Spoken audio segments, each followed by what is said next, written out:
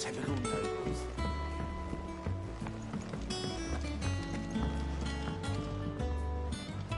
Back again, Lord Rosfield. I'm touched that you should find me such good company. It is not your company, but your counsel that I seek on this occasion. Ever the charmer. What will it be today, then? The Iron Kingdom. I need to know what to expect. You'll soon be setting sail for Drake's Breath, then, I take it. The mother crystal that rises from the boiling sea. There was a time when a true-blooded Rosarian had only to brave the waves to visit it. But then the Ironblood made their move.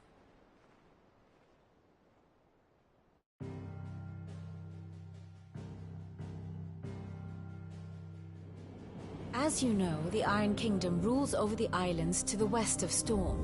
Or rather, its church does. But this is not the pragmatic approach to state religion employed by the Holy Empire to manipulate the masses. No, the Iron Kingdom is the literal embodiment of the crystalline orthodoxy. And so, if one is to understand it, one must start there. As the name implies, the orthodoxy holds the mother crystals sacred, and they do not take kindly to heathens plundering the objects of their worship for the means to fill washtubs and light lamps with frivolous feats of magic. Indeed, the faithful consider ether a sinful thing, a poison no less. And to them, a dominant is an instrument of evil, albeit one they have proven only too happy to turn against their enemies. Some 80 years ago in Northern Storm, Drake's eye collapsed. Soon after, in pursuit of ether and with the blight at their backs, the Northern Territories descended upon the Grand Duchy of Rosaria.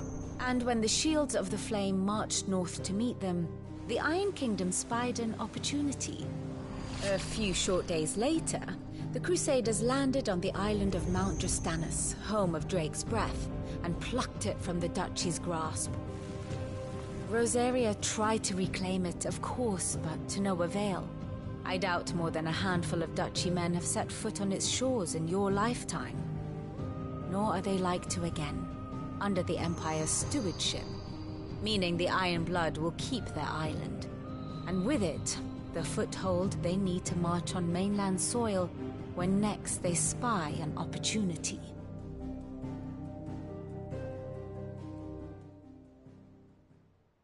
The Mother Crystal is both the object of the Iron Blood's worship and their gateway to the continent, making Drostanus the holiest of holy grounds, from which the Orthodox Crusade shall one day sail forth to claim the remaining Mother Crystals, or die trying. My father and my grandfather both traded blows with the Iron Blood for control of Drake's Breath. Had things unfolded differently at Phoenix Gate, we would have sent our entire fleet against them. But instead, they sent their fleet against Rosaria, sacked the capital, killed the men, and captured the women, including Jill. I'd say you'd be forgiven for wanting a little revenge, Clive.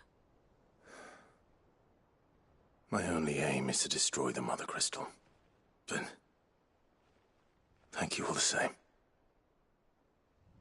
Not much else to do here. Let's see if Jill's ready.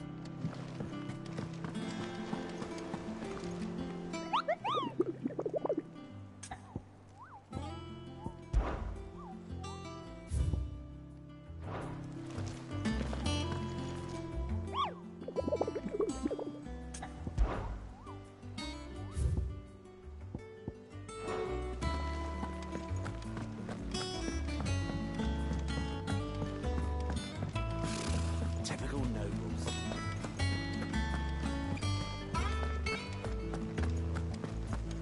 It will be over soon. You ready? I think so. Jill, when you told me you had to come to terms with your past, you weren't talking about destroying Drake's Breath, were you? No. I spoke of Imran, the leader of the Crystalline Orthodox. The man who made me do all those unspeakable things. I'm going to kill him. It's what I need to do to put the past behind me. What I need to move forward. And I know that I can do it. If you're there beside me. Always. And I'll be beside you, too. We'll bring down the Mother Crystal together. All while Sid looks on. We'll make him proud.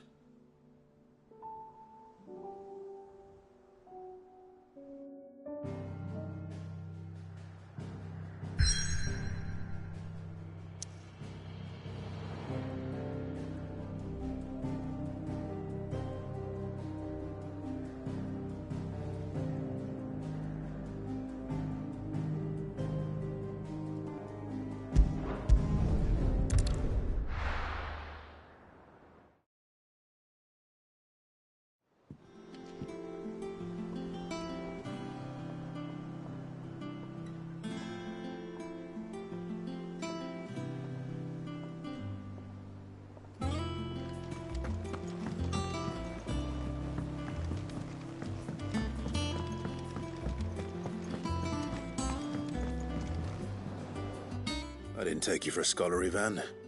Oh, this? It's Valisthea, a culinary pilgrimage. I borrowed it from old tomes. Seems there's no creature in the realm so foul it can't be cooked up into something delicious. Think I'll stick to the unfoul ones, thanks. Oh, where's your sense of adventure, Sid? Honestly, one glance at these recipes, and even you would trade in your sword for a butcher's cleaver. From spit roasts to sweetmeats, this book has them all. What I wouldn't give to bring these recipes to life. If it's my blessing you're hoping for, then by all means. Well, I'm no hunter, Sid. The first tunnel worm I came across would be the death of me. But you're made of sterner stuff. Would you help me resurrect one of these recipes? Something tells me you won't be taking no for an answer. Fine, I'll help. Fantastic! Thank you. So, dare I ask what's on the menu? Chance's Stew. It was once a favourite among the gourmands of Oriflamme, if the author is to be believed. Though Molly's never heard of it. The only problem is that while the recipe is extremely detailed in most respects, it's infuriatingly cryptic as to the main ingredient. A beast, no doubt. Most likely something that would make easy work of a simple cook with more broth than brawn, but unwanted violets. I've no idea what they might be. Does the book say anything else? Well, only that the sweetest violets sprout atop the bed of roses. Roses. Rosaria, perhaps? One of the butchers in Martha's Rest might know something. I'll ask next time I'm there.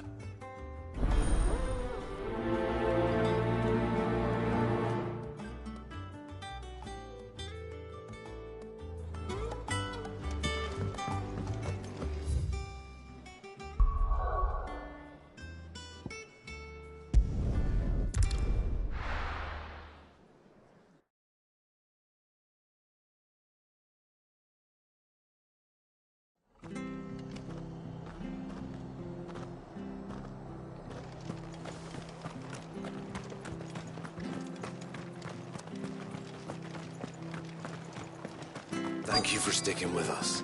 Those of us who are still here have to look after each other, don't we? Ah, welcome. Times may be hard, but if you got the gill, I got the goods. What can I do you for? Unwanted violets, if you have them. Though I'd gladly settle for learning what they are if you don't. Why, I haven't heard folk call them that since I was a lad. You're looking for scorpion tails. Unwanted violets is what folk used to call them back in the day. They turn a wicked purple when you boil them up, hence the name. Used to chuck them in the pot when there weren't nothing else on offer, when there was a war on, that sort of thing. Thankfully, times aren't yet as hard as that.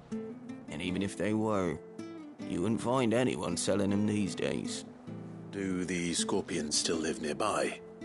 I dare say they do. 3 Reeds would be your best bet, if memory serves. Thank you. You've been most helpful.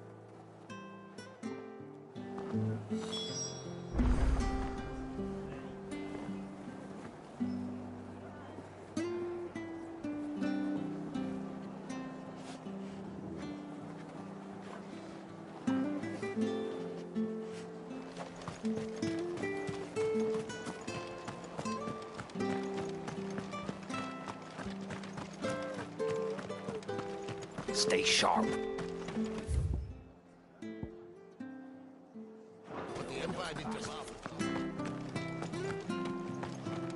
Don't you go causing any trouble now.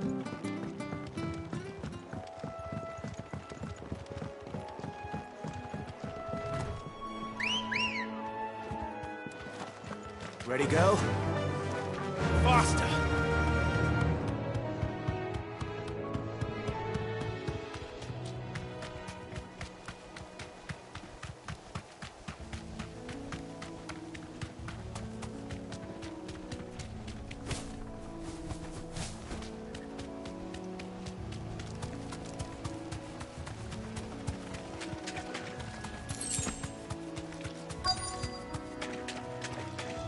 Be safe. Scorpions. At least I know what I'm up against.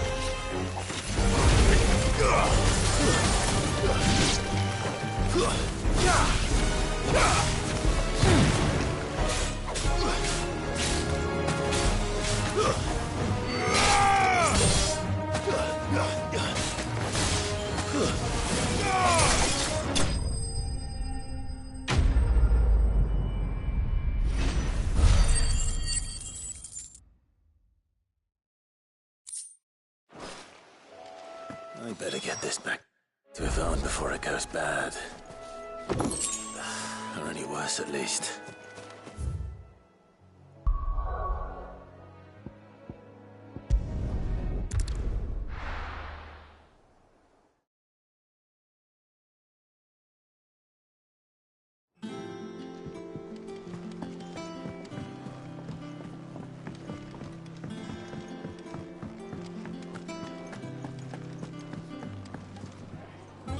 Did you find our mystery ingredient?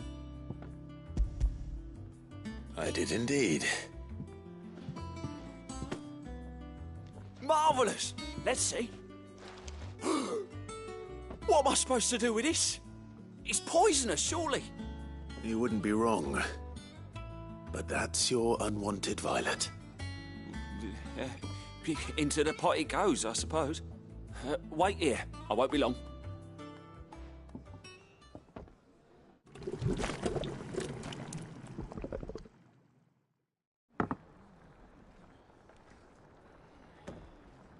I present Chance's Stew, risen once again from the ashes of obscurity. Grab a spoon, Sid. Let's eat while it's hot. I'm, not hungry.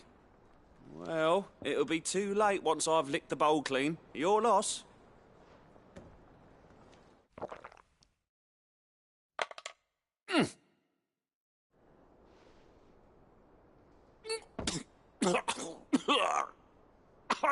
Odin's teeth.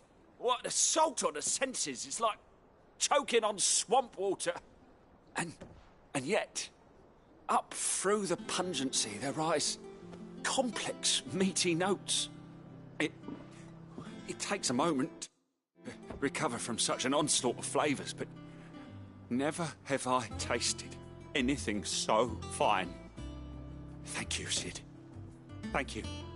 You're, welcome. I must share this gift. I won't rest until a steaming bowl of Chance's stew sits before everyone in the hideaway. A single mouthful, and Molly will be breeding scorpions of her own. I'm sure she will.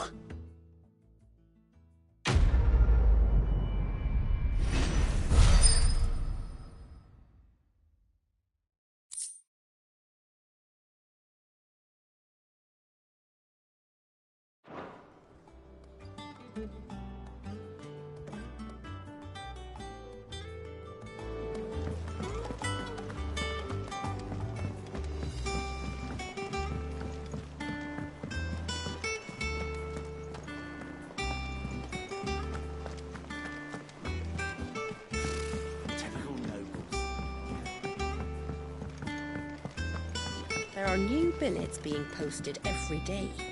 Clive! Oh, am I glad to see you? Is something wrong? It's Blackthorn. He ain't himself. And if I'm honest, he ain't been for a while.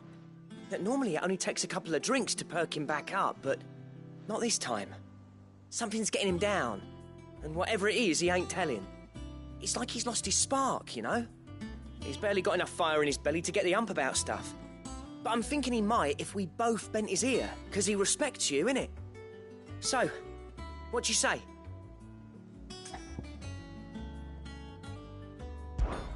Fine. If you think it will help. I knew you'd understand. But if he doesn't want to talk, we let him be. He'll open up when he's ready. All right.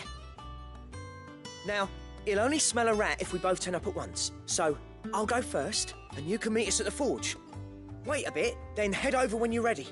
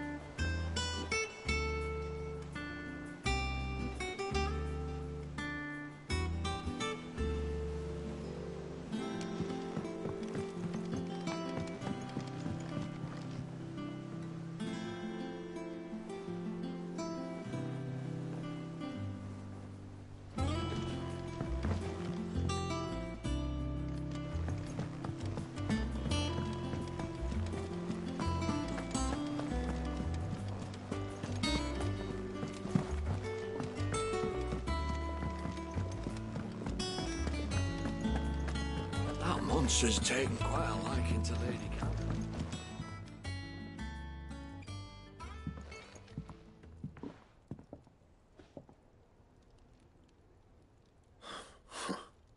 First August, and now you. What are you pair up to? What's it got to do with me?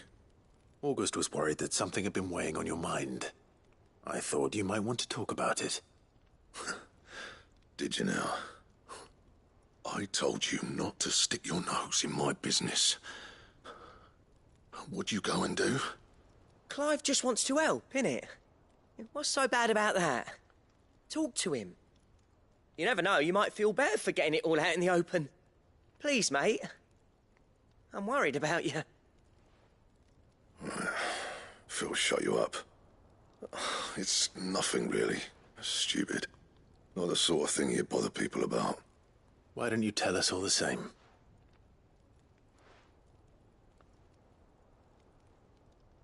Karen and I have an arrangement. I keep an eye on Goots, and she shows me what the competition's up to. Interesting arms and armor, things like that.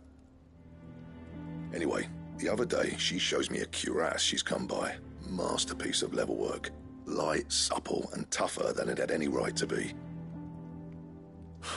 Made my stuff look like heavy, clumsy shit. I should have brought the bastard thing there and then just to study it, but I was too proud. And now every time I reach for my hammer, I'm reminded that I'm not the craftsman I thought I was. There. You happy? You got what you came for? Now piss off. All right, we're going.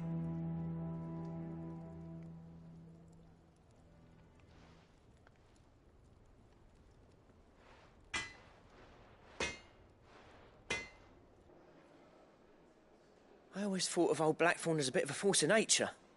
Like a storm cloud full of ale. Didn't think anything could rattle him. Least of all a stupid piece of leather. Blackthorn's always taken pride in his craft. Questioning it means questioning himself. Something tells me this is only going to get worse. If he has doubts, it will affect his work, which will only add to his problems. We need to nip this in the bud. I couldn't agree more. He said he should have bought that cuirass. Perhaps we should track it down for him. Assuming you're happy to help, that is. Too bloody right I am. Glad to hear it. First things first, then. We need to speak to Karen.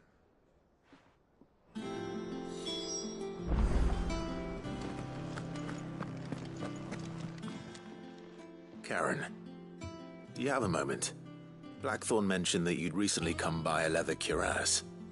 An exquisite example of the craft, from what he told us. And he ain't been himself since he saw it. So we thought we'd buy it for him. Sorry, sold it already. Didn't think Blackthorn cared for it the way he turned his nose up. But it was nicely put together, that's for certain. Even if the bloke who made it is a bit of an odd one. Happened across him on my travels. Makes all his stuff to order, but the fella who commissioned it refused to pay. He didn't like the colour of summit. So I took it off his hands for a fair price. You don't know where we might find him, do you? Like I said, he's a bit of an odd one. Doesn't even have a workshop. He don't trust hunters neither, which means he spends as much time out tracking beasties as he does working their hides. I see. He did tell me something, though. Apparently, his next commission's for a set of griffin hide greaves. Here, there's a griffin on the hunt board. The curse breakers were placing bets on who'd bag it. Now, where the bleeding hell was it sighted? Somewhere in Sambrec, maybe... Caer Northern, that was it. Thank you, Karen. We'd be lost without you. At least you admit it. So, it sounds like going after that griffin might be the best chance we have of finding our roaming leatherworker. I'll leave the hunting to you if you don't mind. While you get on with that, I'll ask round the markets. See if I can't sniff out who he is and where he's hiding. Good idea. Hopefully one of us will be able to track him down.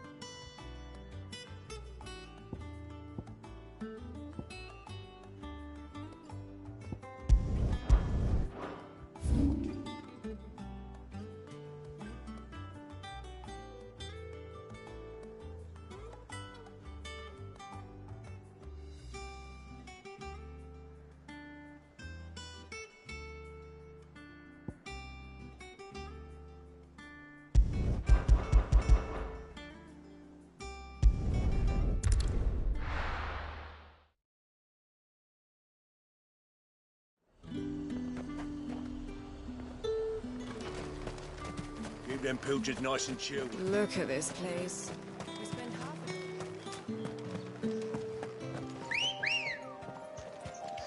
Good girl.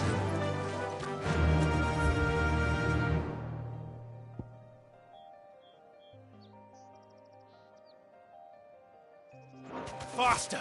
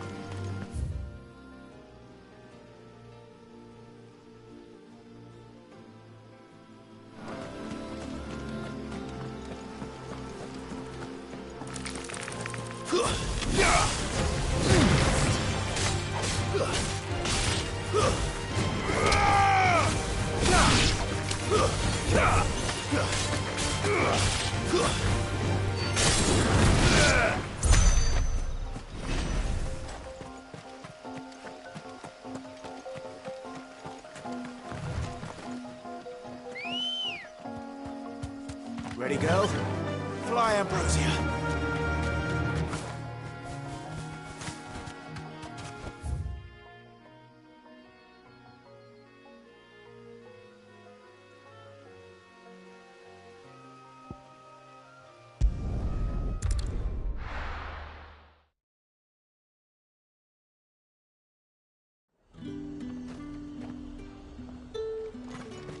There's talk at the glass gate.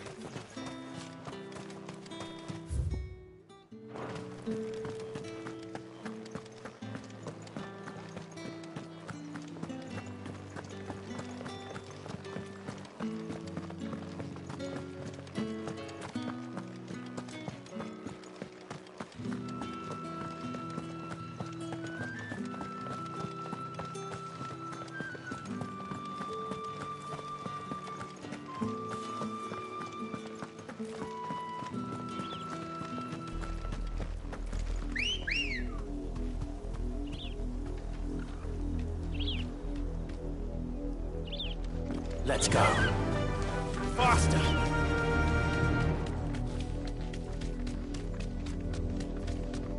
Haven't had a decent hour.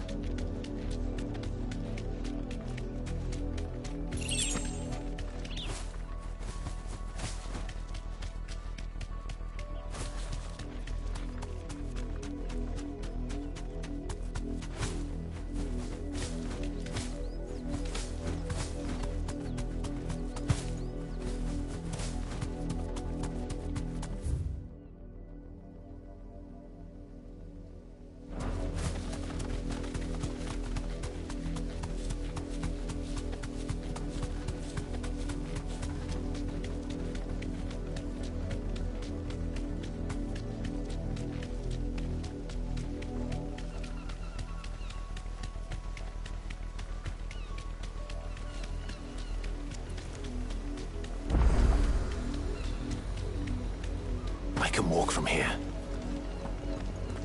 Away, traveler. The Penitent's Gate remains closed by order of the Imperial Throne.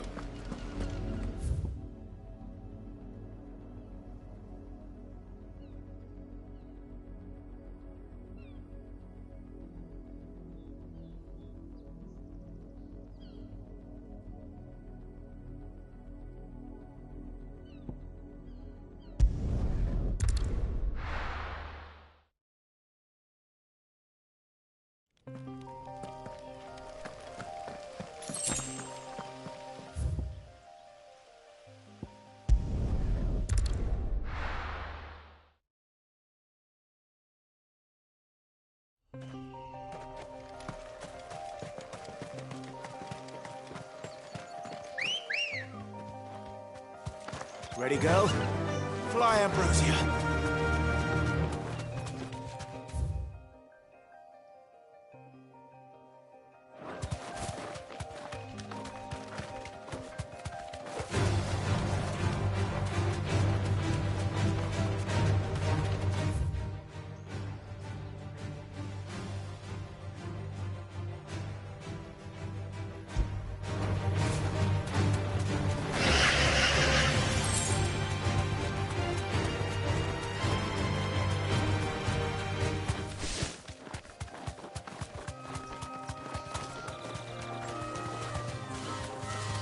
We're not alone.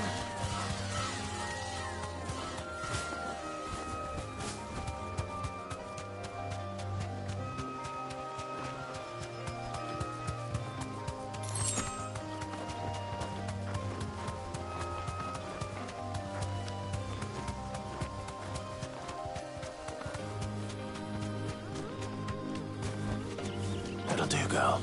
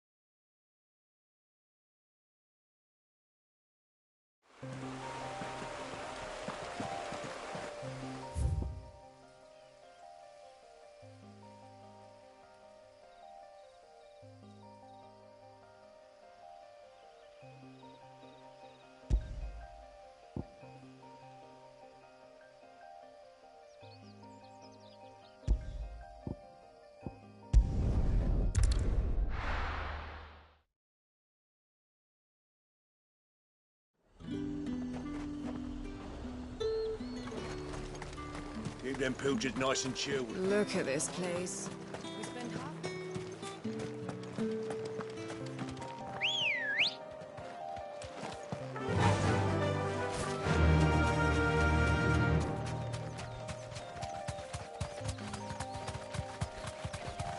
Careful.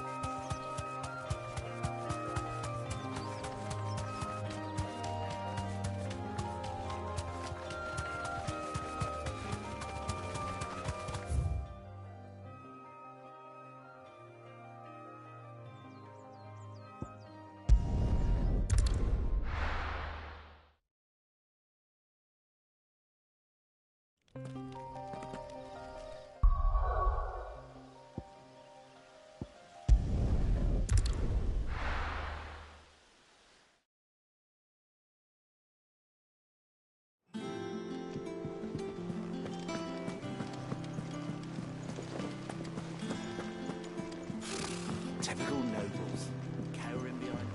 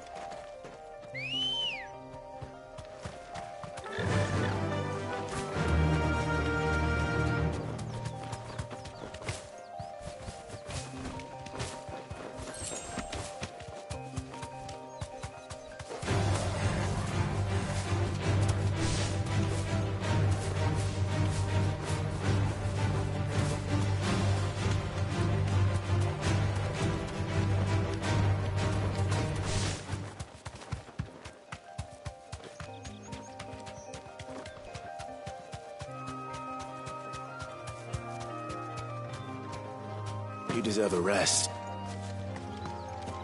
In the Emperor's name!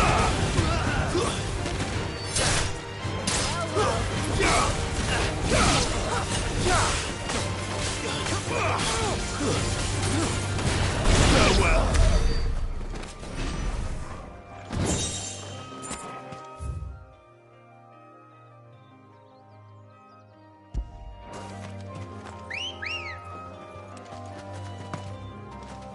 Good girl.